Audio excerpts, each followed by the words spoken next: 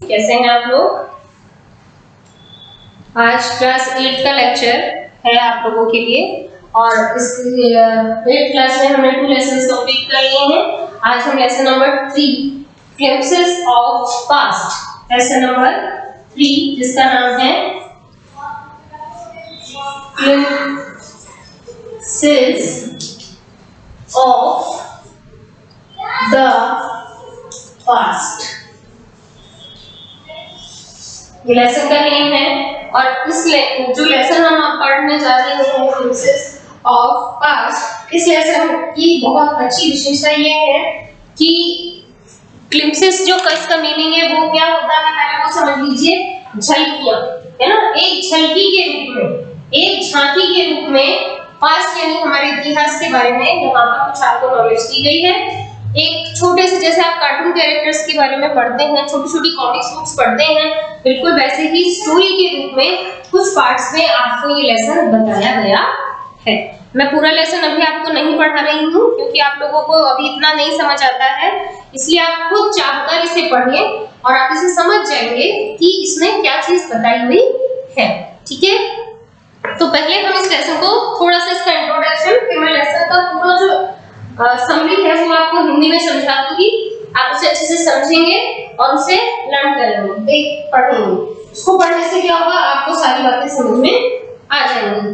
Here are some patriotical glimpses of the history of our country from 1757 to 1857. These pictures and speech bubbles will help clarify your understanding of the conditions that led to the event known as the First War of Independence in 1857. यहाँ पर हमारे देश की सन 1757 से 1857 तक के इतिहास की चित्रात्मक झलकियां पिक्चराइजेशन के रूप में, पिक्चर्स के रूप में आपको दिया गया है, बताया गया है और वह अलग अलग टुकड़ों में दी गई है। हम उन हालातों को समझने में जो हमें मदद कर रहे हैं, जिनके कारण 1857 का स्वतंत्रता संग्राम वो पहला स्वतंत्रता संग्राम था जिसके लिए हमारे पूरे देश ने एकजुट होकर 1857 में फर्स्ट वर्ल्ड वॉर लड़ा था। ये पहला युद्ध था जिसके अंदर पूरे लोग शामिल हुए थे, इसलिए इसको चित्र के रूप में, पिक्चर के रूप में आपके सामने प्रेजेंट किया है। लेसन को कुछ भागों में बांटा है, जैसे फर्स्ट में लिखा है द मार्टरीज, यानी जो शहीद हुए उनके लिए सबसे पहले बताया गया है। क्या बताया गया है कि इसमें यहाँ पर बताया गया है शहीदों को याद किया। किन्होंने याद किया? लता मंगेशकर जी के लिए बताया है, जिन्होंने ए मेरे वतन के लोगों गाना गाया था और जो लोग शहीद हुए थे उनको श्रद्धांजलि अर्पित करी थी। नंबर सेकंड है the company conquest. The company conquest के अंदर क्या बताया गया है कि इस समय देश के अंदर कौन आए थे? अंग्रेज आए थे और उन्होंने धीरे धीरे अपना जो बिजनेस था वो काम करने के लिए शुरू किया। तो जो इस वॉर के अंदर जो लड़ाई शुरू हुई जब यहाँ पर, तो यहाँ पे टीपू सुल्तान थे, उन्हें ये सारी बातें पता थी। स्पेशल जो एक राजा थे, आप जानते हैं टीपू सुल्तान के बारे में आपने हिस्ट्री में भी पढ़ा है, उन्होंने उनसे खूब युद्ध किया और वो उनको समय थोड़ा सा आभास हो गया था कि शायद ये लोग हमारे लिए सही नहीं है और उन्होंने उनका युद्ध जब हुआ तो उन्होंने उन्हें छोड़ने के लिए कहा, लेकिन कोई मारने को तैयार नहीं था। ठीक है बच्चों, उसके बाद ब्रिटिश रूल की बारी है, 1765 की बारी है जो 1836 तक चला। उस समय बहुत सारे संत हुए, बहुत सारे लोग, धर्म के लोग थे, सबने को बहुत कोशिश करी, लेकिन उस समय तक हमारे यहाँ क्या हो चुका था, ब्रिटिशर्स जो थे, विदेशी जो थे, उन्होंने अपना स्वराज सिद्ध कर लिया था। 18वीं शताब्दी में उन्होंने पूरा यहाँ पर काम संभाल लिया था और बहुत सारे लोगों के बीच में मतभेद पैदा करना शुरू कर दिया था। जो लोग थे वहाँ पे अब व्यवस्थाएं हमारे देश की चरमराने लगी थी। ठीक है ना, उन्होंने वहाँ शिक्षा देनी शुरू कर दी इंग्लिश में, छोटी छोटी। उस समय रूढ़िवादिता ज्यादा थी, ये चीज इसके अंदर दर्शाई गई है जिसका फायदा अंग्रेजों ने उठाया था। नेक्स्ट इज राजा राम मोहन रॉय। राजा राम मोहन रॉय बंगाल के विद्वान थे, उन्हें कोई भी चीज देश में क्या गलत था ये उन्हें सब कुछ पता था अच्छे एजुकेटेड पर्सन थे और वे चाहते थे कि ऐसा कुछ ना हो कि हमारा देश जो क्या कहते हैं केवल अंग्रेजों के भरोसे नहीं रहे। उन्होंने संस्कृति को फैलाया, उन्होंने मतभेद अर्थ बताए और विज्ञान और पश्चिमी तकनीकों से प्रभावित हो गए थे जो लोग। उनको कहा कि हम अपनी चीजों को ना छोड़ें, ज्ञान का को हमेशा प्रयोग में लेते रहे और काम करते रहे। समुद्र पार में से जो विदेशी थे वो शक्तिशाली होते जा रहे थे और वो अपने पांव भारत में पसारते जा रहे थे। After this operation 1765 to 1835, इसके अंदर क्या हुआ था? इसके अंदर भी कुछ ऐसी ही बातें बताई गई थी हमें। उन्होंने कहा धीरे धीरे क्या होने लगा था, अंग्रेज जो थे वो तनख्वाह लोगों को, यहाँ पर काम की थोड़ी कमी थी तो उन्होंने उनको काम देना शुरू कर दिया। धीरे धीरे उनको तनख्वाह प्राप्त होने लगी तो सभी लोग अंग्रेजों की तरफ धीरे से थोड़ा थोड़ा झुकने लग गए थे। उसके बाद में डिससैटिस्फैक्शन, अब असंतुष्टता लोगों में पहुंच गई थी। 1835 की बात है। अब जब लोग संतुष्ट नहीं हो पा रहे थे तो वो धीरे धीरे आगे बढ़ते जा रहे थे, लेकिन यहाँ पर शिक्षा की जो गति थी वो धीरे धीरे आगे कम होती जा रही थी। लोग उनके हाथों की कठपुतली बन चुके थे, इसलिए ये सब चीजें उन्हें पसंद नहीं आ रही थी। In the 7th part 10 sparks का जो बताया गया है, अब चिंगारी फैलना शुरू हो गई थी। अब कर लगाए जा चुके थे, उसको आगे बढ़ाया जा रहा था और इनसे बहुत लोगों को बहुत प्रॉब्लम हो रही थी। तो क्या करना शुरू कर दिया था, लोगों में पता लगने लग गया था कि अब हमारी तरक्की नहीं हो रही है, हमें तनख्वाह ज्यादा नहीं मिलती, जबकि अंग्रेज जो सिपाही थे उन्हें तनख्वाह मिलती थी, उन्हें सुविधा अच्छी दे रखी थी, लेकिन हमें नहीं दे रखी थी। इसलिए अब ये बातें लोगों को चुभने लगी थी और वो सब परेशान हो गए थे। और जो सबसे लास्ट में 2 पैराग्राफ है, रिवॉल्ट, क्रांति और हमारे स्वतंत्रता की लड़ाई। मेरठ में ये मतलब अब ये क्रांति फैलना शुरू हो गई थी। आपने मंगल पांडे का नाम सुना है। मंगल पांडे मेरठ में थे उस समय एक सिपाही के रूप में, तो उन्हें पता लग गया था कि जो कारतूस या गोलियां जो बनाई जाती है उनमें गाय और सूअर की चर्बी को मिलाया जाता है। तो उन्होंने ये धर्म के खिलाफ अपने आवाज उठानी शुरू कर दी, ये खबर दूर दूर तक पहुंचा दी। देश के सभी सैनिकों ने काम करना बंद कर दिया था और ये जो चिंगारी थी धीरे धीरे इतनी बढ़ गई थी, इसने स्वतंत्रता संग्राम की, स्वतंत्रता की लड़ाई का रूप ले लिया। 1857 में लखनऊ की बेगम हजरत महल हुई, या और भी जैसे फैजाबाद के मौलवी अहमदुल्ला थे, कानपुर, इलाहाबाद, बरेली, सारे जितने भी लोग थे दूर दूर तक सबने, और नाना पेशवा थे, इन्होंने सबने स्वतंत्रता युद्ध की तैयारी करी और 80 साल के बिहार के कंवर सिंह को गोली मारी थी और अंग्रेजों के खिलाफ उन्होंने सारी लड़ाई लड़ी और अंत में उन्हें इसमें सफलता प्राप्त हुई। आखिरकार अंग्रेजों को हार का मुंह देखना पड़ा और वो यहाँ से चले गए, लेकिन जब तक वो यहाँ पर बहुत पैर पसार चुके थे। अब ये तो देखिए बेटा लेसन की समरी की बात थी। अब हम जो करेंगे सबसे पहले इस लेसन के हार्ड वर्ड्स करते हैं विद देयर मीनिंग्स। आज हम क्या करेंगे, हार्ड वर्ड्स विद मीनिंग। ठीक है, ये हार्ड वर्ड्स विद मीनिंग, ताकि आपको इंग्लिश मीनिंग हिंदी मीनिंग भी दोनों याद हो जाएंगी। लेसन थोड़ा बड़ा था इसलिए इसमें हार्ड वर्ड्स भी थोड़े ज्यादा हैं। आज हम सिर्फ one and only hard words ही करेंगे। ठीक है, we will start. Number 1, glimpse. Glimpse का मतलब होता है झलक, झलक। Number 2, clarify. क्लैरिफाई यानी कि बात को स्पष्ट करना, स्पष्ट करना। Number 3, martyrs, MARTYRS। मार्टियर्स का मतलब होता है शहीद। ये बिल्कुल जो फर्स्ट वाला आपका पॉइंट है उसका है, तो ध्यान दीजिएगा। उसके बाद में टेरिटरी, TERRITORY, टेरिटरी। टेरिटरी का मतलब होता है क्षेत्र या विभाग, जो भी कहना चाहें आप। और नेक्स्ट इज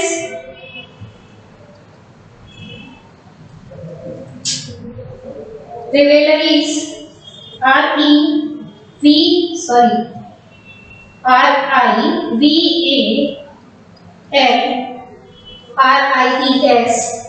इसका मीनिंग होता है दुश्मनी, दुश्मनी। Next is destiny, destiny, meaning of destiny is किस्मत। नंबर 7,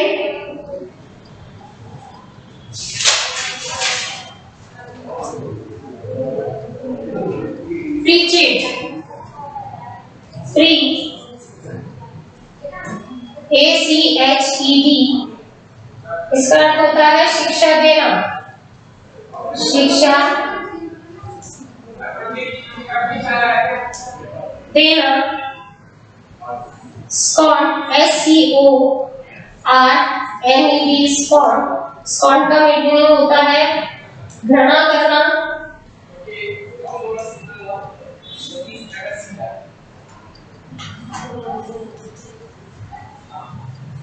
एरियर्स, एरियर्स का मीनिंग होता है पिछला, बाकी,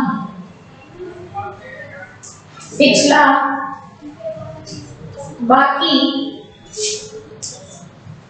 नेक्स्ट है ओस, यानी कृतज्ञ होना, ओस,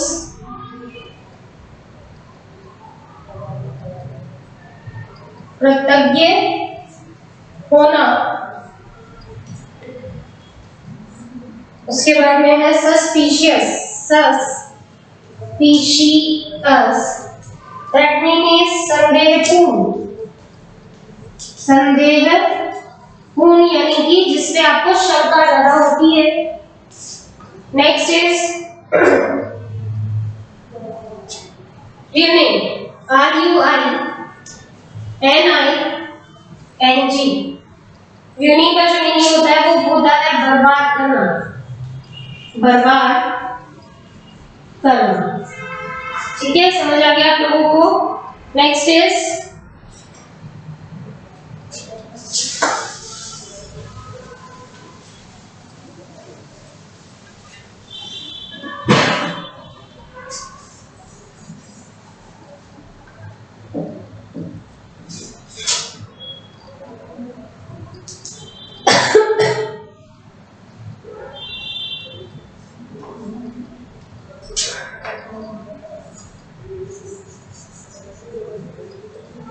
ऑप्रेस, इसका मतलब होता है दमन करना, दमन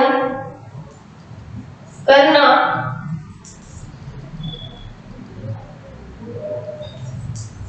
petty, and the meaning of petty is छोटे किस्म के, छोटे किस्म के, जो छोटे तबके के लोग होते हैं उनके लिए कहा गया है, गरीब लोग हैं जिनके लिए कहा गया है इंसिडेंटली, in CIDENTALLY,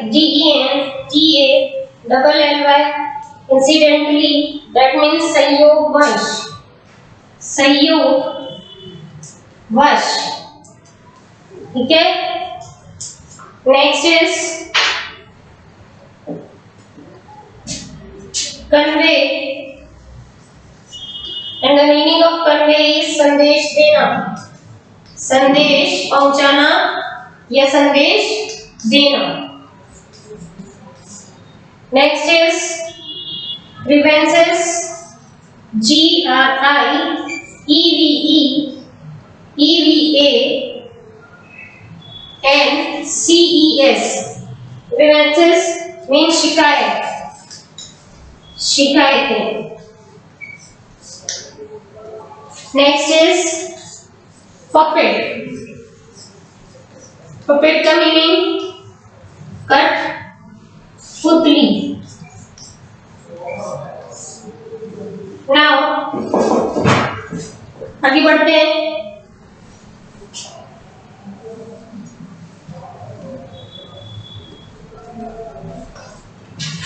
इसके बाद में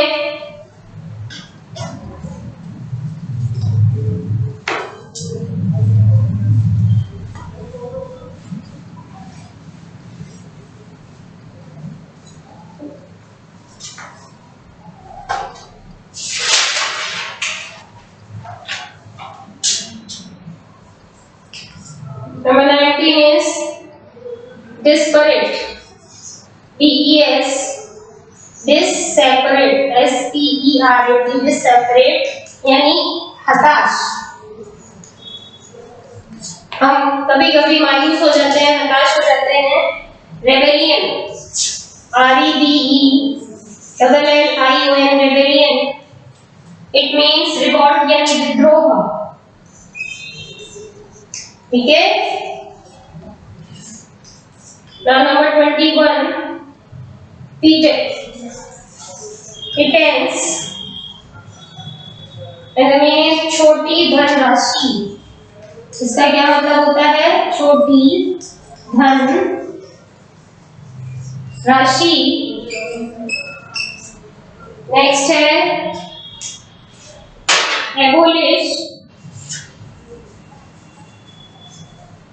and the meaning of abolish is समाप्त होना।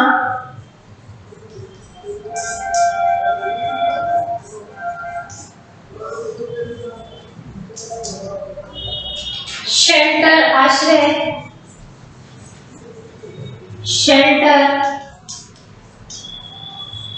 आश्रय। Next is receipt, CEIVET।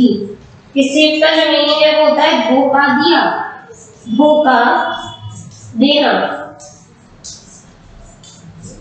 ठीक है।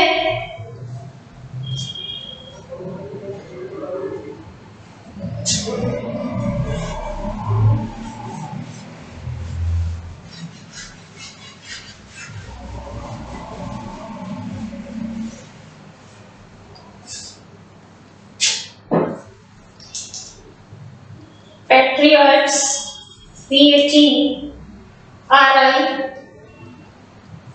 PATRIOTS, देशभक्त, देशभक्त।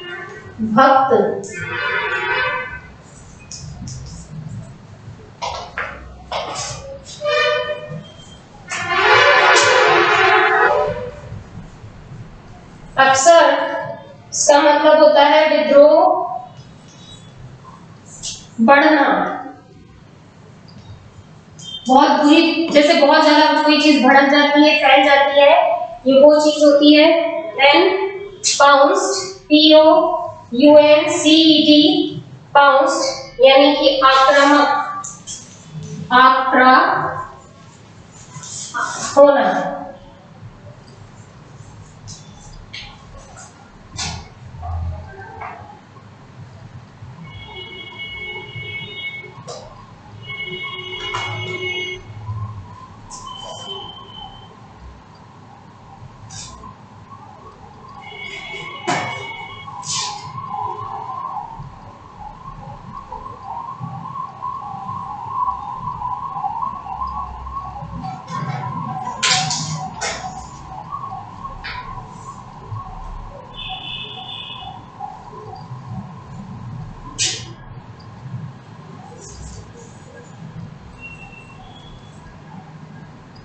Prospered, the meaning of prospered is समृद्ध हो गया, समृद्ध हो गया। Now these are very sufficient for all of you, so you can just note it only these are 28 hard words today, and after the tomorrow in the next lecture we have start the question answer of this lesson, glimpses of the past। बहुत interesting lesson है, बहुत अच्छी story है। वैसे आप history में इन सबको पढ़ चुके हैं, लेकिन फिर भी अगर आप चाहें तो इसे और अच्छा पढ़ सकते हैं। और इंग्लिश की अपनी प्रोनाउंसिएशन को थोड़ा ध्यान रखें और लेक्चर अच्छे से लेकर इसे नोट कर लें। ठीक है बच्चों, that's all for today in our class, so you just note all the hard words। आप लोग देख रहे हैं, इन्हें अच्छे से उतार लीजिएगा और इन्हें याद करने की भी कोशिश करिएगा। Okay students, now thank you so much, just note it and learn it।